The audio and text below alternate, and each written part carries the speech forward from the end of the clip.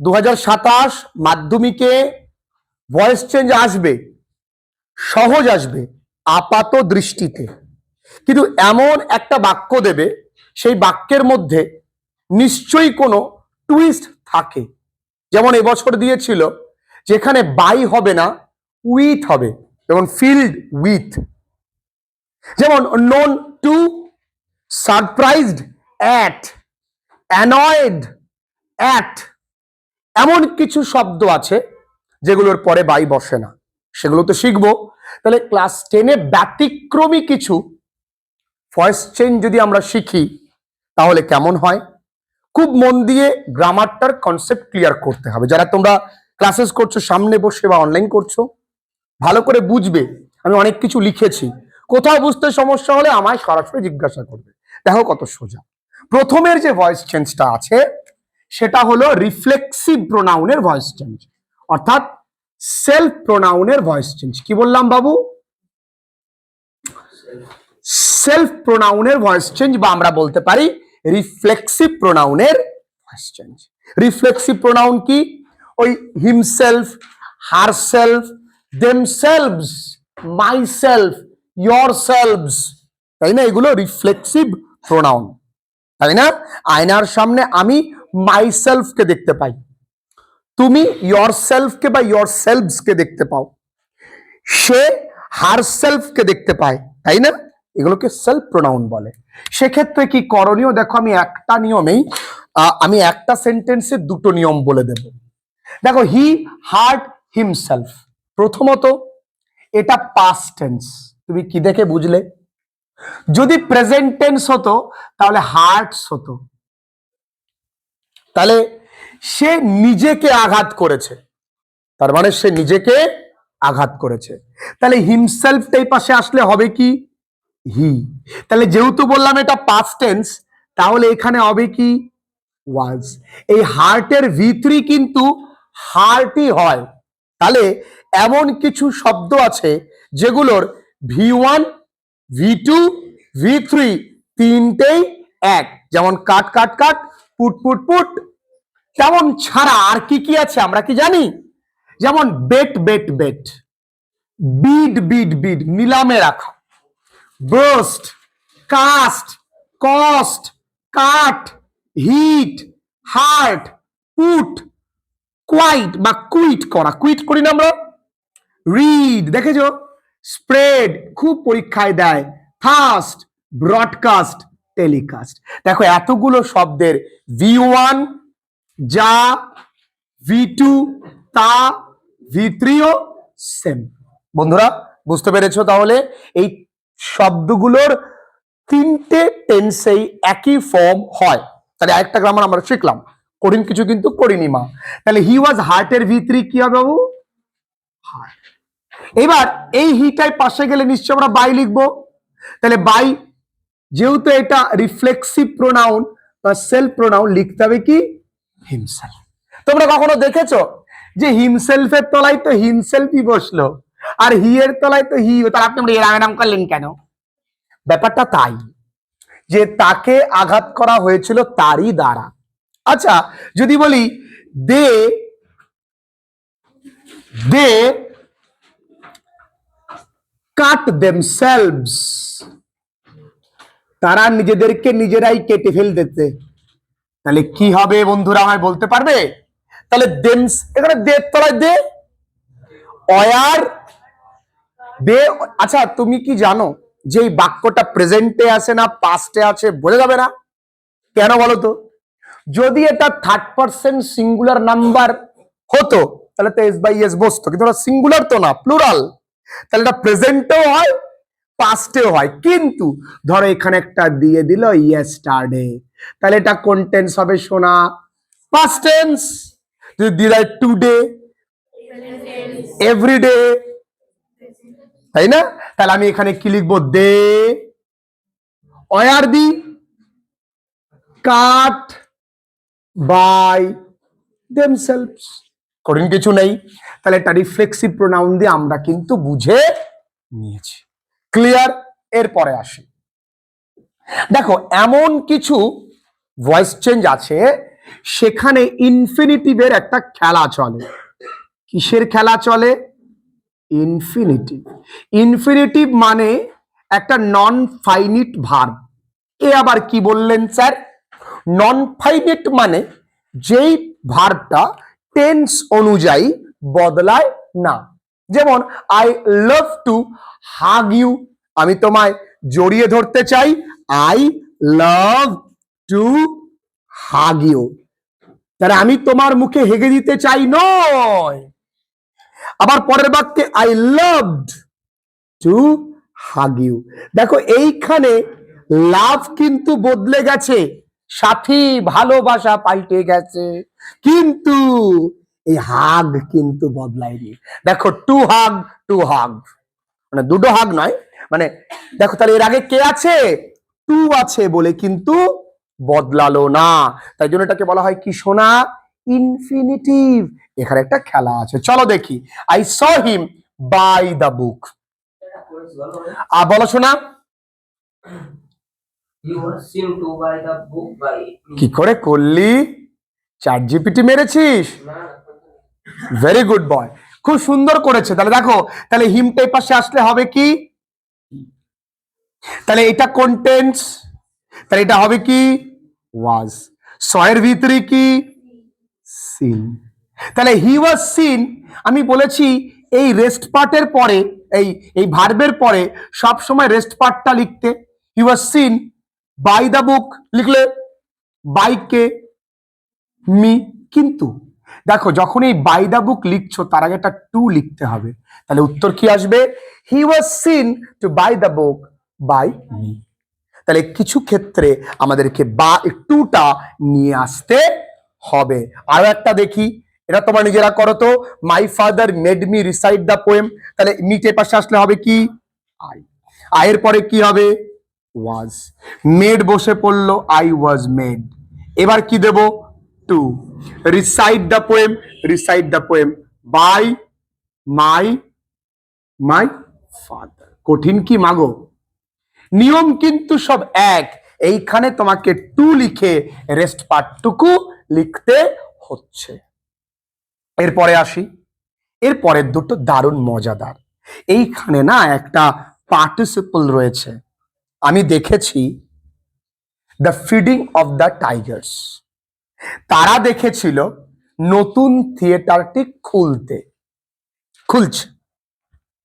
তাহলে এখানে আইএনজি যুক্ত একটা শব্দ আছে, ভালো করে দেখে নাও।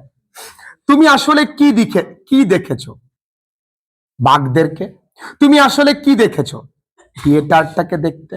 দেখো তো এভাবে করতে পারো কিনা। দ্য টাইগার্স,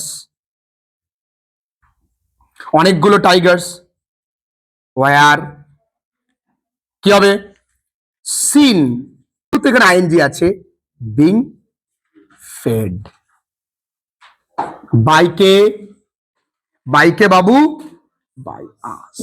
তাহলে the tigers were seen being fed by us. তার মানে তোমাকে এইটার জন্য তোমাকে কিন্তু বিং আনতে হবে। তাহলে the tigers were seen being fed by us. নিচেরটা তাহলে কি হবে?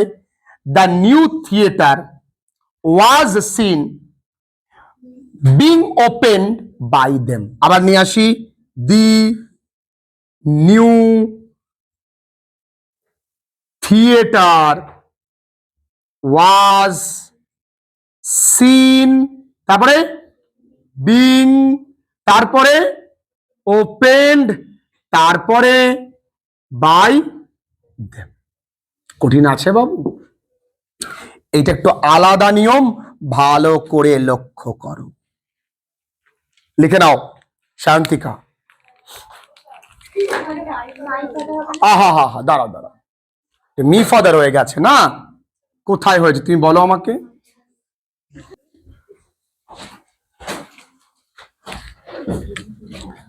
she noticed me, না, she noticed the closing of the shop. এমনও করা যায়, কেমন করা যায়? ধরো যদি বললাম যে the new theatre was seen by them being open, মানে তুমি বাই দেমটাকে পরেও লিখতে পারো, তাহলে এটা কি হবে উত্তর বাবু? The shop was noticed being closed by her. একদমই কঠিন নয়, যে কোনো গ্রামার প্রথমে তুমি শিখবে, তারপরে তুমি প্র্যাকটিস করবে, বাঁধবে, তারপরে তুমি প্র্যাকটিস করবে, একটু ভুল হবে, তারপরে তুমি পারফেকশনে পৌঁছাবে। এর পরের নিয়মটা শি হ্যাজ টু ডু ইট। আচ্ছা ভালো করে বুঝে নাও বাবু, এদিকে আসো। শি হ্যাজ টু ডু ইট, এখানে কি আছে? ইনফিনিটিভ আছে, তাহলে ইট এই পাশে আসবে। ইটের পরে হ্যাভ হয় না হ্যাজ হয়? হ্যাজ হয়। তাহলে হ্যাভ হ্যাজ আসলে নতুন শব্দ কি আসে? বিন আসে, কিন্তু এখানে আসবে না। কেন আসবে না? এখানে টু বি ডান পড়ে আছে কে? By her. তাহলে he has to do it, তার মানে কি it has to be done by her. আচ্ছা চল আরেকটা দিক করতে। She used to call us, সে জানিস তো আগে আমাদেরকে খুব ডাকতো, এখন আর ডাকে না। কেউ পারবে করতে? বলো। Very good.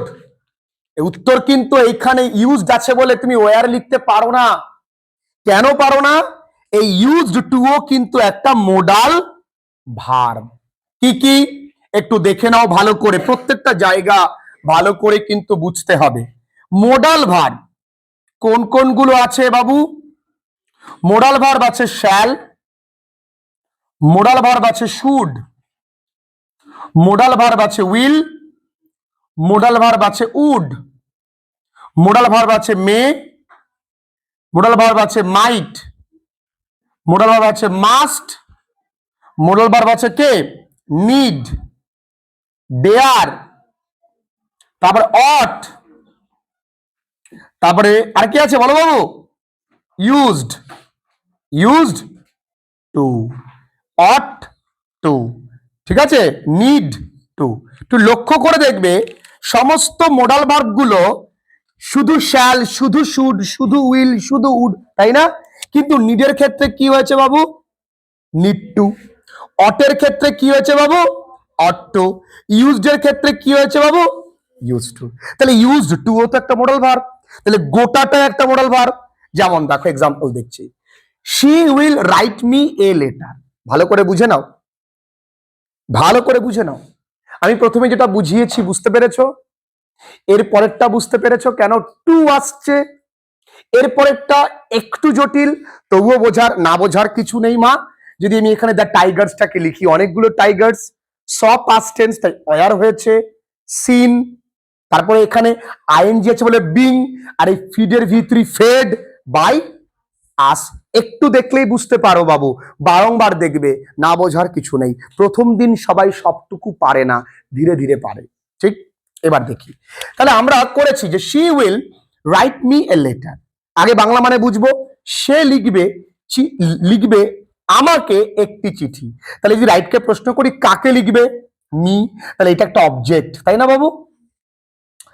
এবার লিখলাম কি লিখবে, তাহলে এ লেটার, এটাও একটা কি অবজেক্ট। তাহলে এখানে কটা অবজেক্ট আছে?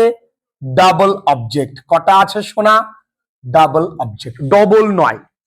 তাহলে আমরা যখন ভয়েস চেঞ্জ করব তখন কিন্তু আমরা যে কোনো একটাকে অবজেক্ট ধরে করব। কোনটাকে ধরবো? সব সময় ব্যক্তিকে ধরতে হয়, মানুষকে। তাহলে এখানে মানুষকে আছে মি, তাহলে মিটের পাশে আসলে হবে কি? তাহলে আমরা এইটাকে অবজেক্ট ধরেছি না, তাহলে এই অবজেক্টটা না পড়ে আছে, তাহলে এই অবজেক্টটার নাম কি? যে অবজেক্টটা পড়ে থাকে আইরে কেউ এর দাম দেয় না, তার নাম রিটেইনড অবজেক্ট। কি বলা? একটু জোরে বলি, আবার বলি, আবার বলি, রিটেইনড অবজেক্ট। আচ্ছা যদি আমরা এ লেটারকে ধরে করতাম তাহলে মিটা কি হতো? রিটেইনড অবজেক্ট হতো। তাহলে এখানে কি হবে? আই, আয়ের পরে শ্যাল হয় না উইল হয়? কে বলতে পারবে বাবু? বলো, তুমি বলো, আয়ের পরে শ্যাল হয় না উইল হয়? ভেরি গুড, তাহলে আই শ্যাল। তাহলে উইল কোথায় হয়? শুধু শ্যাল বা উইলের ক্ষেত্রে আমাকে একটু দেখতে হবে যে শ্যাল হয় আই আর উইল পরে, আর বাকি সব জায়গায় কি হয়? মানিক উইল হয়। তাহলে আই শ্যাল, আর যত মোডাল আছে তারপরে নতুন শব্দ কি বসে? বি। তাহলে আই শ্যাল বি। রাইটের ভিতরে কি? রিটেন। আমি বলেছি রেস্ট পার্টটা ভার্বের পরে লিখতে এ লেটার। বাইকে শোনা বাই। কিছু আছে? তাহলে ভালো করে বুঝে নে মা। তাহলে যদি she will write me a letter, তাহলে I shall be written a letter by her হয়, তাহলে এইটা কেমন হবে? যে she needs to do it. She need to do it কি হবে? She need to do by she needs to do it কি হবে? It needs to be done by her. কেন শোনা? কেন? এই নিড টু তো মুডাল, তাহলে যদি এখানে যদি ক্যান থাকে তাহলে ক্যান বি বসতো, তাহলে নিড টু বসেছে। যদি এরকম থাকে শি নিড মি বা শি নিডস মি, তখন কি করবে? মিটের পাশে আসবে আই, এটা কন্টেন্ট শোনা, তাহলে আয়ের পরে কি বসবে? তার নিডের ভিতরে কি, তারপর কে, তখন কিন্তু নিডটার মোডাল ভার্ব রইল না, তখন নিডটা মেইন ভার্ব হয়ে গেল। বিষয়টা বোঝা যাচ্ছে রিমা? তোমরা বুঝতে পারছো? কিচ্ছু কঠিন কিন্তু আমি এখানে করিনি। আমি কি কি বোঝালাম যে সেলফ প্রোনাউন দিয়ে কি করে হয়, আমি এগুলো করানোর পরে আবার 5টা দেব করতে, ভয় নেই, একদম ঘাবড়ানোর কিছু নেই। ও বাবা এই রিমা ভালো করে বলছে, ও আমাদের ফার্স্ট গার্ল খুব ভালো বোঝে স্যার, আমাদের ফার্স্ট বয়, এরকম ব্যাপার নেই। তোমাদের ফার্স্ট বয়ও আমার কাছে পড়ে, সে তাকে আমি একই জিনিস বোঝাই। তার বিশেষত্ব কি? সে গোটা কয়েক বছর পড়ে এসছে। কিন্তু তোমরা কি ঘাবড়ে যাচ্ছ? ঘাবড়ানোর কিছু নেই তো, ভালো করে দেখে নাও, আমি আবার বোঝাবো, চিন্তা নেই। যেমন দেখো না, they cast an arrow towards him, তারা ছুঁড়ে মেরেছিল একটি তীর তার দিকে, বা তাই না? এই কাস্ট কি বদলাবে? এখানে আছে না কাস্টটা, তাহলে কার দিকে কি কি ছুঁড়ে মেরেছিল? তাহলে অ্যান অ্যারো, আগে কি আসবে বাবু? An arrow. ছুঁড়ে মারে তো বলা যায় না, মেরেছিল, তাহলে ওয়াজ কাস্ট কার দিকে? টুয়ার্ডস হিম বাই কে? কঠিন বলো, কঠিন কিছু আছে কি? গোটা জায়গা ভালো করে বোঝো, এখানে যদি বুঝতে একটু সমস্যা হয় সেটা এইটা। তোমাদের আরেকটুখানি বলে রাখি, এই যে গ্রামারটা আমরা করলাম, we saw the feeding of the Tigers, তুমি যদি এইটা বুঝতে তোমার অসুবিধে হয় বাবু, তাহলে তুমি একটা নিয়ম করে নিতে পারো। কি নিয়ম করবে? আচ্ছা, আমরা দেখেছিলাম, কি দেখেছিলাম? এই পুরো ঘটনাটাকে অবজেক্ট করে দাও।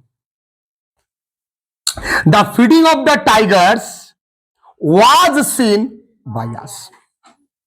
The opening of the new theater was seen by us.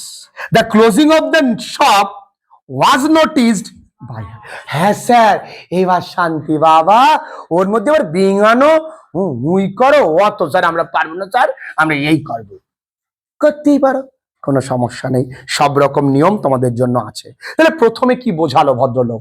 আচ্ছা চলো পরপর আমরা আসবো, আগেটা লিখে নাও। প্রত্যেকটা গ্রামার একবার করে যদি বোঝার চেষ্টা করি, মেন ফ্যাক্ট কিন্তু একটাই, ওই অবজেক্টটা বোঝো, টেন্সটা বোঝো, মানেটা বোঝো, নিয়মটা জানো, প্র্যাকটিস করো। ভুল হবে, কিন্তু ভুলের জন্য থেমে থাকবো না। তাহলে 5টা বাক্য দিই, তোমরা করবে, এটা মুছে দাও এইটা। এই আসো। আচ্ছা আমাদের লম্বা, আচ্ছা, we telecast the news yesterday, এটা কে করতে পারবে? উই টেলিকাস্ট মা হয়েছে, we telecast the news yesterday, এটা কে করতে পারবে? হ্যাঁ বলো বলো, তুমি বলো। Very good. The news was telecast, মনে রাখবে সব সময় রিমেইনিং পোর্শনটা ভার্বের পরে বসাবে, তাহলে শুনতে ভালো লাগে। তাহলে কি হলো? The news, the news was telecast